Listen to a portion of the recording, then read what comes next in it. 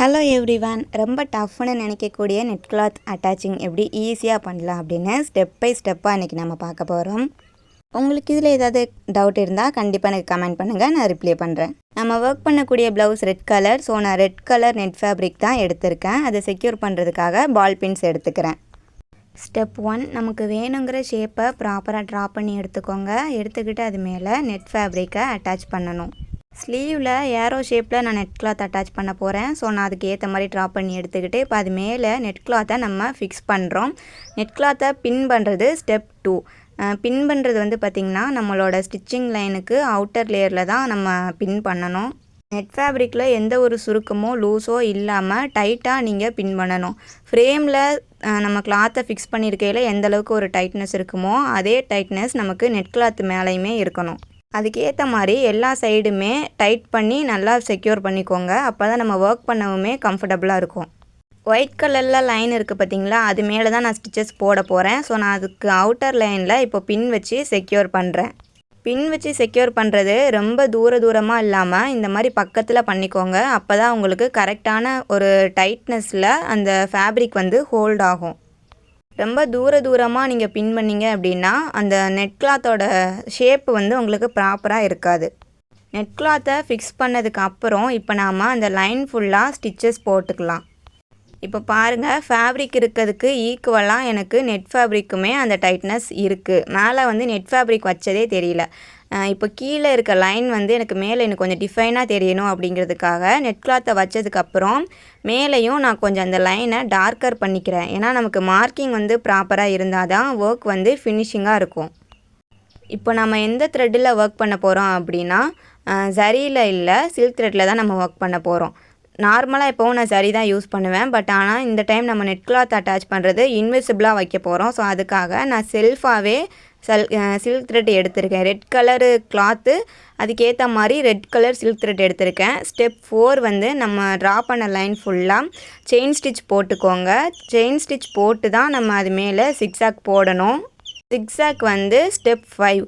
சிக்ஸாக் போடையில் தான் நமக்கு ஓரம் பிரிஞ்சு வராமல் அந்த 2 ஃபேப்ரிக்கும் ஒரு கரெக்டான இதில் இதாகிக்கும், ஜாயிண்ட் ஆகிக்கும். நம்ம செயின் ஸ்டிச் மட்டும் போட்டுட்டு கட் பண்ணி எடுக்க முடியாது. சிக்ஸாக் போட்டால் தான் அதோட லைஃப் வந்து ஒரு லாங் டைம் நமக்கு வரும். பேட்ச் ஒர்க் பண்ண போகிறீங்க, ஒரு இடத்துல கட் பண்ணி எடுக்க போகிறீங்க அப்படின்னா அந்த இடத்துல சிக்ஸாக் வந்து கம்பல்சரி போடணும். செயின் மட்டும் போட்டு நீங்கள் கட் பண்ணி எடுத்திங்கன்னா அதோட ஒரு இது வந்து நமக்கு லாங் லைஃப் வராது. சிக்ஸாக் போட்டிங்க அப்படின்னா உங்களுக்கு அது அப்படியே அதோட இது வந்து அப்படியே ஜாயிண்ட் ஆகிக்கும். சிக்ஸாக் வந்து ரொம்ப கிட்ட போட்டு எடுத்துக்கோங்க. ரொம்ப லாங் டிஸ்டன்ஸில் இல்லாமல் உள்ளே இருக்க செயின் வந்து நமக்கு தெரியக்கூடாது. மேலே சிக்ஸாக் மட்டும்தான் தெரியணும்.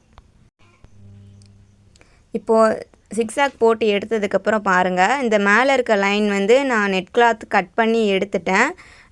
இதுதான் நான் நெட் கிளாத் கட் பண்ணி எடுத்ததுக்கப்புறம் இருக்க ஒரு லுக்கு.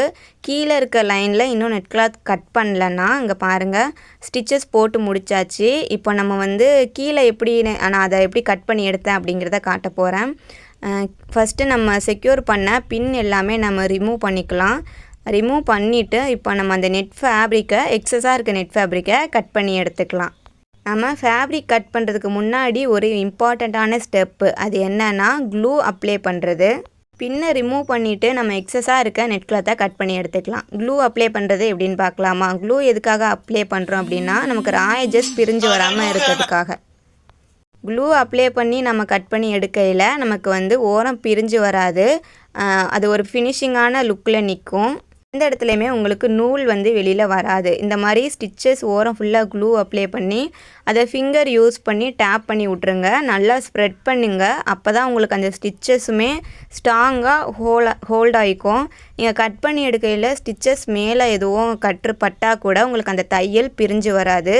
க்ளூ இருக்கனால அதை ஸ்ட்ராங்காக பிடிச்சிக்கும். இப்போ நம்ம நல்லா க்ளூ அப்ளை பண்ணியாச்சு. இப்போ அதை ட்ரை ஆக விட்டுறலாம்.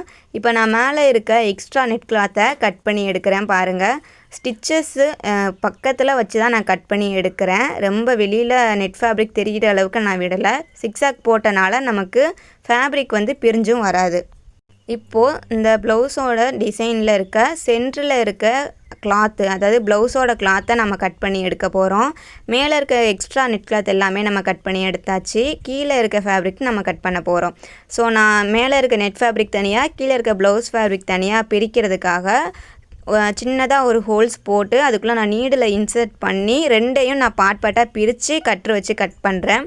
அப்போ தான் நமக்கு நெட் ஃபேப்ரிக் மேலே கட்ரு படாமல் இருக்கும். ரெண்டும் ஒரே இடத்துல இருக்குது அப்படிங்கையில் நமக்கு அதை செப்பரேட்டாக பிரிக்கிறது கொஞ்சம் கஷ்டமாக இருக்கும். ஸோ அதுக்காக தான் நான் இந்த நீடில் யூஸ் பண்ணி ரெண்டையும் செப்பரேட்டாக பிரிச்சுட்டு அதுக்கப்புறம் நான் கட் பண்ணுறேன். இப்போ பாருங்கள், குறுக்க இந்த மாதிரி நீங்கள் கட் பண்ணிவிட்டு 2 சைடு கட் பண்ணி எடுக்க உங்களுக்கு ரொம்பவே ஈஸியாக இருக்கும். நீங்கள் ஓரத்துலேருந்து கட் பண்ணி போகிறீங்க அப்படின்னா அது ரொம்ப கஷ்டம். இப்போ பாருங்கள், நம்ம குறுக்க ஒரு லைன் கட் பண்ணியாச்சு. இப்போது ஒரு கார்னரில் கட் பண்ணுறேன். நம்ம க்ளூ போட்டு ஸ்டிக் பண்ணனால நெட் ஃபேப்ரிக்கோட மெயின் ஃபேப்ரிக் வந்து ஸ்டிக் ஆகிருக்கும். நீங்கள் அதை அப்படி கை வச்சு கொஞ்சம் இழுத்தீங்க அப்படின்னா அந்த க்ளூவை விட்டு அது அப்படியே பிரிஞ்சு வரும். அது உங்களுக்கு நல்லாவே அப்படியே பார்த்தா விசிபிளாக தெரியும். ஸ்டிச்சஸை ஒட்டி தான் நான் கட் பண்ணுறேன். உங்களுக்கு மெயின் ஃபேப்ரிக்கும் நெட் கிளாத்தும் ரொம்ப க்ளோஸாக ஒட்டி இருக்குது அப்படின்னா அந்த இடத்துல இந்த மாதிரி நீடில் விட்டு லைட்டாக அப்படியே தள்ளி பாருங்கள். நீங்கள் இந்த மாதிரி வச்சு அதை பிரிச்சுட்டு அதுக்கப்புறமா கட் பண்ணிங்கன்னா தான் உங்களுக்கு கரெக்டாக இருக்கும். ஏன்னா நம்ம க்ளூ போட்டு ஸ்டிக் பண்ணியிருக்கனால 2 ஃபேப்ரிக்குமே ஒன்றா ஸ்டிக் ஆகிருக்கும். நீங்கள் அதை இந்த மாதிரி செப்பரேட்டாக பிரிச்சுட்டு அதுக்கப்புறம் தான் நீங்கள் அதை கட் பண்ணணும். ஏன்னா நீங்கள் அப்படியே கட் பண்ணிங்கன்னா நெட் ஃபேப்ரிக் கட் ஆக கூட சான்சஸ் இருக்குது. இப்போ நம்ம ஒரு சைடு கட் பண்ணி எடுத்தாச்சு. இப்போ நான் அடுத்த சைடு கட் பண்ணுறேன். நம்ம வந்து மெயின் ஃபேப்ரிக்கை இந்த மாதிரி மேல் வாக்கில் புல் பண்ணி பார்க்கும்போது அந்த க்ளூ வந்து அப்படியே பிரிஞ்சு வரும். அந்த க்ளூவும் நெட் ஃபேப்ரிக்கும் ஒட்டி இருக்கு இல்லையா, அது அப்படியே பிரிஞ்சு உங்களுக்கு இந்த மாதிரி நல்லா விசிபிளாக தெரியும். நீங்கள் ஸ்டிச்சஸ் போட்டிருக்கிறதுமே உங்களுக்கு நல்ல விசிபிளாக தெரியும். கண்டிப்பாக நீங்கள் இந்த மாதிரி ஃபேப்ரிக்கை தனியாக பிரிச்சுட்டு தான் நீங்கள் கட் பண்ணணும். அப்படியே வச்சு கட் பண்ணக்கூடாது. இப்போ நம்ம ஃபுல்லாக கட் பண்ணி எடுத்ததுக்கப்புறம் பார்க்கலாம் எப்படி வந்திருக்குன்னு. இங்கே பாருங்கள், இப்போ நம்ம ஃபுல்லாக கட் பண்ணியாச்சு. கார்னருமே கட் பண்ணி எடுத்துட்டோம். இப்படி தான் இருக்கும் நம்ம கட் பண்ணி எடுத்ததுக்கப்புறம். இப்போ நம்ம வந்து இன்விசிபிளாக நெட் கிளாத் அட்டாச் பண்ண போகிறோம் இல்லையா, ஸோ அதுக்காக நான் என்ன பண்ணுறேன்னா இது ஸ்டிச்சஸ் போட்டோம் இல்லையா, நெட் ஃபேப்ரிக்கும் மெயின் ஃபேப்ரிக்கும் அட்டாச் ஆகிற இடத்துல இருக்க அந்த சிக்ஸாக் லைன் மேலேயே நான் ஒர்க் பண்ணுறேன். அந்த லைனை நம்ம ஹைட் பண்ணி ஒர்க் பண்ணுறோம் அப்படிங்கையில் நமக்கு எந்த இடத்துல நெட் கிளாத் அட்டாச் பண்ணியிருக்கோன்னு வெளியில் தெரியாது. அது அப்படியே உள்ளே ஹைட் ஆகிடும். இப்போது இந்த மாதிரி பேட்டர்ன்ஸ் தான் வந்து ரொம்பவே ட்ரெண்டிங்காக இருக்குது. உங்களுக்கு வந்து நெட் கிளாத் எந்த இடத்துல நீங்கள் அட்டாச் பண்ணீங்க அப்படிங்கிறது கஸ்டமரால் கண்டுபிடிக்கவே முடியாது. லுக் வைஸ் பார்க்க ரொம்பவே ஒரு ப்ரீமியமான ஃபீல் கொடுக்கும். சில்வர் கலர் சரி தான் நான் அந்த ப்ளவுஸில் யூஸ் பண்ணியிருக்கேன். ஸோ நான் அதுக்காக தான் நான் ஒயிட் கலர் கட் பீட்ஸ் வச்சு நான் அதில் ஒர்க் பண்ணுறேன். கீழே இருக்க லைனில் சிம்பிளான பார்டர், அதுக்கப்புறம் மேலே இருக்க லைனில் கொஞ்சம் திக்கான ஒர்க் தான் இருக்குது. நான் அதை ஒர்க் பண்ணி முடிச்சுட்டு உங்களுக்கு ஃபினிஷிங் லைன் எப்படி இருக்குன்னு சொல்கிறேன்.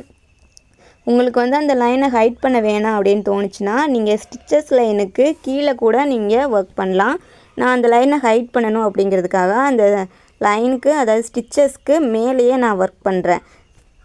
ஸோ இப்போ இதுதான் வந்து ஃபினிஷிங் லுக்கு. பாருங்கள், நம்ம எந்த இடத்துல நெட் கிளாத் அட்டாச் பண்ணோன்னு தெரியாது. ரொம்ப சூப்பராக இருக்குல்ல அவுட்புட் பார்க்க. கீழே இருக்கிறதுல சிம்பிளான பார்ட்ரு, மேலே இருக்கிறதுல கொஞ்சம் திக்கான பார்ட்ரு. நம்ம வந்து red colour silk thread use பண்ணனால எந்த இடத்துல நம்ம அட்டாச் பண்ணோன்னே தெரியாதுங்க. இது வந்து இந்த ப்ளவுஸோட பேக் நெக் டிசைன். ஸ்லீவில் இருக்க அந்த பார்ட்ரு தான் நான் அப்படியே பேக் நெக்குக்குமே கொடுத்துருக்கேன்.